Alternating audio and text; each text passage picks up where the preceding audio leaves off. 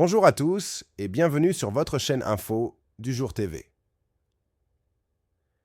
Aujourd'hui, on vous parle d'un appel fort lancé depuis Kinshasa par plusieurs acteurs sociaux et politiques congolais. Leur objectif, une paix durable dans l'est de la RDC. Voici ce qu'il faut retenir. Le vendredi 2 mai à Kinshasa, un groupe de personnalités issues de la société civile et du monde politique a publié une déclaration importante. Leur message est clair. Il est temps de fusionner les différents processus de paix actuellement en cours. Selon eux, une telle approche permettrait de renforcer l'efficacité des efforts de pacification dans la région orientale du pays, souvent déstabilisée par des conflits armés. Par l'appel à un dialogue national. Ces acteurs plaident pour la tenue d'un dialogue national inclusif, placé sous la facilitation de deux institutions religieuses majeures, la Conférence épiscopale nationale du Congo, CENCO, et l'Église du Christ au Congo, ECC. Deux structures respectées pour leur neutralité et leur engagement en faveur de la paix. Pourquoi ce dialogue est crucial?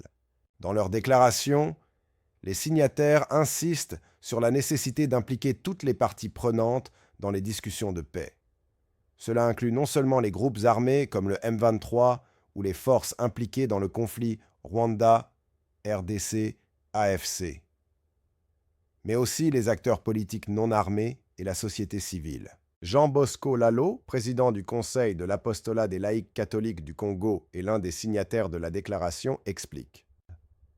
C'est bien que les acteurs directs du conflit se mobilisent, mais il est crucial de donner une voix aux 95% de la population qui reste des victimes aspirant à une paix harmonieuse.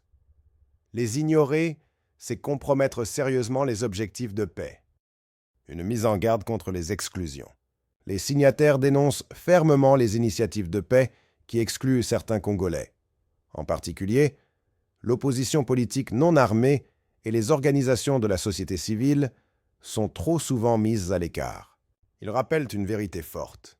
Ce que vous faites pour moi sans moi, vous le faites contre moi. En résumé, ces personnalités appellent à une approche plus inclusive, plus représentative et surtout plus efficace pour mettre fin aux violences dans l'est de la RDC. La balle est désormais dans le camp des autorités et des médiateurs. Et vous, que pensez-vous de cet appel à un dialogue national inclusif? Partagez vos avis en commentaire. N'oubliez pas de liker, vous abonner et activer la cloche pour ne rien rater de nos prochaines vidéos d'actualité.